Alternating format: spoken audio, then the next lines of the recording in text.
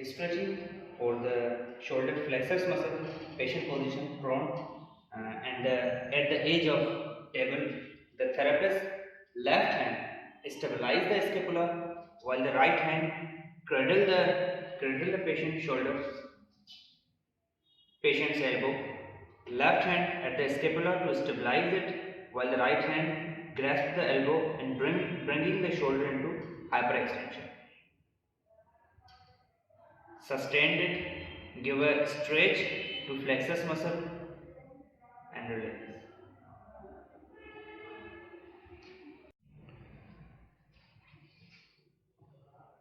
How to stretch extensors and adductors group of muscles. In order to stretch extensors, right hand of therapist grasp the elbow of the patient while the left hand stabilize the upper part of the pelvis and give a gentle stretch.